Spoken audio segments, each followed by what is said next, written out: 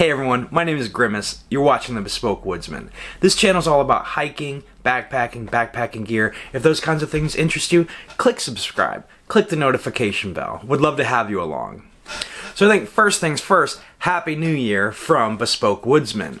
We're looking forward to 2020. We got 2020 vision, you might say. What a nice year it's been to have started this channel and to have grown it a little bit, and I'm looking forward to seeing what we can do in the new year together. One question I get asked a fair amount when people find out that I'm into backpacking is how do they get started? And I think it's a fair question because it's a question I had and I didn't really have anyone to answer it. So I thought I would just kind of make this video and just kind of tell you how to plan your first backpacking trip. Maybe it's something you're interested in, maybe you're a beginner, maybe you want to get a little better at it, kind of just know what the process is. So that's what today's video is going to be about. The first thing you want to think about is where you want to go.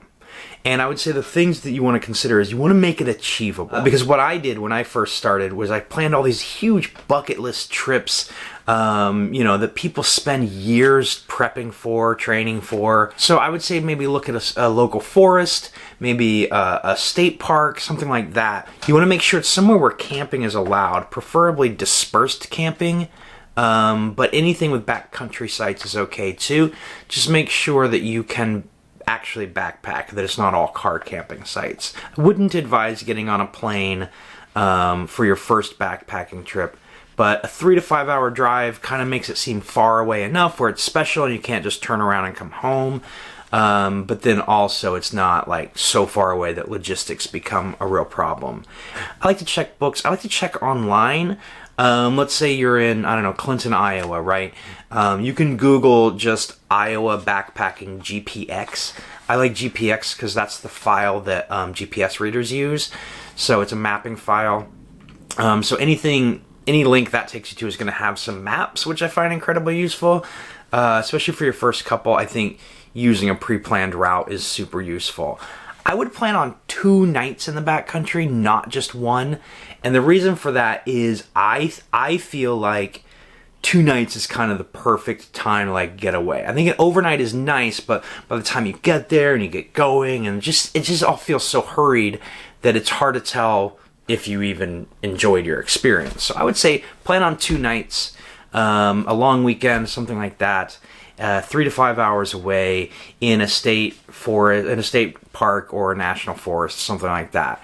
So the itinerary, again, I like 2 to 3 days, 2 nights. I think is best. Maybe 20 to 30 miles. So about 10 miles a day, 8 to 10 miles a day. It's usually pretty good. 6 is what I always used to plan when I did smaller trips, but I find that you spend so much time in camp at that point.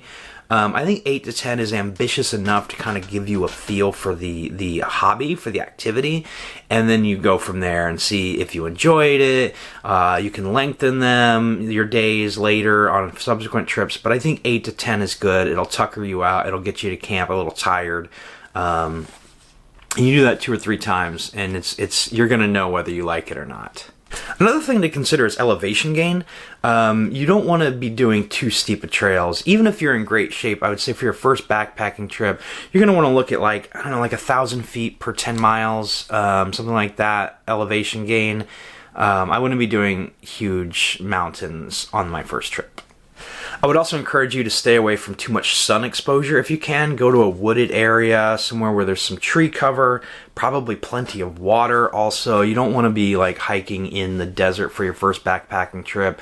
You don't want any sort of a snowy mountain. Like, I would think anything that requires like real like backpacking skill, I would maybe stay away from. I think just get used to carrying a pack on your back and putting in miles and seeing how that feels before you just go out and decide to like rough it, because that's, I think, again, you get too ambitious and it kind of overwhelms you.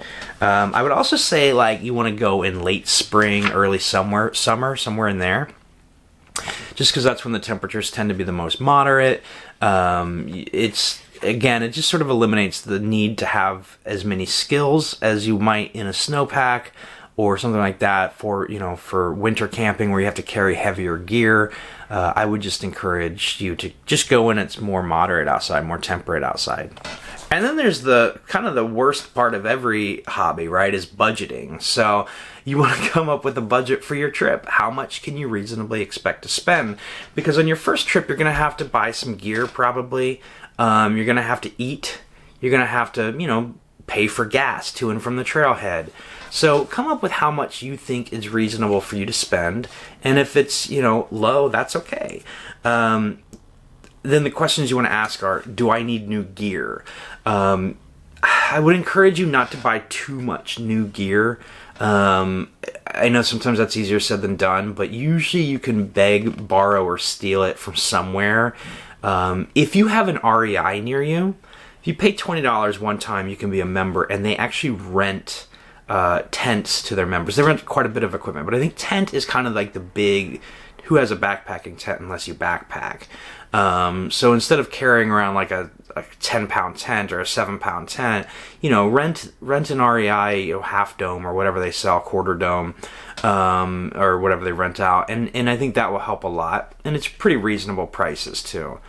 The other consideration you want to have when you're putting together your budget is permits. Does it require any permits where you're going? The best way to check that is on the Land Management Agency's website.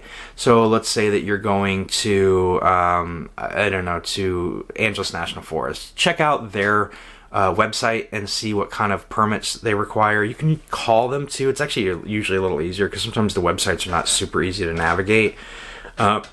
And then the other expenses are like food, gas. If you're not taking my advice, if you're getting on a plane, then airfare, any lodging once you get there, car rental, anything like that. Which is again one reason why I just think camping locally or backpacking locally is just a better way to go. It's not a huge financial burden if you don't even like the activity. Next thing you want to do is plan the route, plan your campsites. Take a look at a map, which you can order, or you can usually find something online. Again, like I said, if you use that GPX file, then you can find maps and download them to caltopo.com or Gaia. There are a lot of resources, and I'll put some of them in the description below. But check out a map, look at the campsites. Again, call the Land Management Agency. They'll be able to help you figure out which campsites to hit, which ones are full. Sometimes you have to reserve them. It's a little bit different everywhere you go, so just make sure that there are no surprises on the day of. But plan those out. And then the other obviously thing you want to think about is the mileage. So if we're only going 8 to 10 miles a day, then think about that when you're selecting your campsites. And I think that will help a lot too in sort of visualizing the entire trip. So I talked earlier about gear and what gear do you need to take on a backpacking trip. In an earlier video, which I will put in the card, I talked about the 10 essentials. And to be honest with you, backpacking gear is kind of just a more elaborate version of the 10 essentials. So instead of, an emergency shelter in case you get stuck outside, you're planning to be stuck outside. You're planning to sleep outside. So instead of, an emergency bivvy, you're going to have, say, a tent or a hammock or a bivvy and tarp set up, plus a sleep system. So that's going to be a sleeping bag or quilt. It's going to be a sleeping pad, and maybe a pillow. And then also, instead of just like emergency rations, you're going to plan food. And so you're going to need a way to carry that food and to prepare that food, whether that's cooking, whether that's cold soaking, which I don't recommend for your first trip, but maybe that's what you want to do. Or maybe you just want to bring, things that you just open up the bag and eat it, and there's no rehydration necessary at all. Maybe you want to eat 30 Snicker bars. I don't know. That's your call. But that's kind of the thing. So if you're going to cook, you'll need to bring a stove. You'll need to bring fuel. You'll need to bring a utensil probably. So those sorts of things. You can find some pretty detailed backpacking checklists online. I will say that most of them, I think, have too much stuff on them. But I would rather you carry too much stuff and be too comfortable in camp and have a little bit heavier pack than to not have enough stuff. But really start to, when you put together your gear list, really start to try to pare down how much you carry, because nothing will make you hate backpacking more than like a 45-pound pack. when you don't need it, and you don't need it. So your stuff is going to be a little heavier than if you've dialed in your gear. So you're not going to have, you know, a 12-pound base weight, because you're not going to have the, you know, the 1-pound single wall shelter. You're not going to have those sorts of things. But you also shouldn't have to carry your entire house on your back either.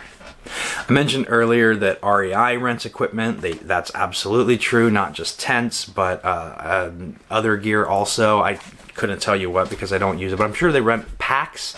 That's another sort of big expense that I think people are a little afraid of because it's pretty significant, or it can be. You can usually get a pretty good pack at any price point, but again, until you know that you like the activity, I would say just rent or borrow a pack. I think that's probably a better play. I would really encourage you to not spend too much money until you know whether you like the thing or not. And not only that, but if you, let's say you buy a really nice pack and you're like, I know I'm gonna like backpacking, I'm gonna invest in this pack. Well, what if on your first trip you find that that pack isn't comfortable? What if you feel like you've dialed in your equipment and now you don't feel like you need as big a pack? What if you get out and you realize that you don't need a double wall tent, that you might like to just cowboy camp? You're going to learn so much about your backpacking style on your first couple of trips, but especially on your first trip, what you like, what you don't like. It's easier, maybe not easier, but it's different to kind of figure that out when you're like planning and everything's dreamy and you think like, oh, I really like this thing at night. But the truth is, once you get out on the trail, everything changes. So I would say wait until you've got a few miles before making any long-term financial commitments. A lot of people actually advocate buying your pack last once you kind of know what it needs to fit. I think that's good advice, but I also think you need a pack. So, you know, it starts to get expensive if you're going to rent it every time. If you can borrow one every time, great, but that starts to become tedious. So, though it is good advice to buy your pack last, I will say that if you're going to buy a pack early because you have to, just don't invest a lot of money. Get something relatively inexpensive that you can kind of beat up and you won't be too sad to part with later, because you're not gonna go with your first backpacking pack for the rest of your backpacking life. It's just not going to happen. So you're going to change over time as you lighten your load and as your stuff gets smaller and lighter. You're going to change packs, so don't put too much into it right now. And then the last thing I'll say is when you're looking at gear, check out the weather for where you're going. You know, if you're a little farther out, you may not know the specific forecast, but you can look up, you know, annual averages, like what's the rainfall this time of year there, what's the weather usually like, what's the elevation, and really base your gear on that. And what I mean by that is, you know, if it's really unlikely to rain, you don't necessarily need to invest in raincoat and rain pants and rain mitts and those sorts of things. Whereas if it rains all the time, you are going to want to put some money into that because you're going to be living in those.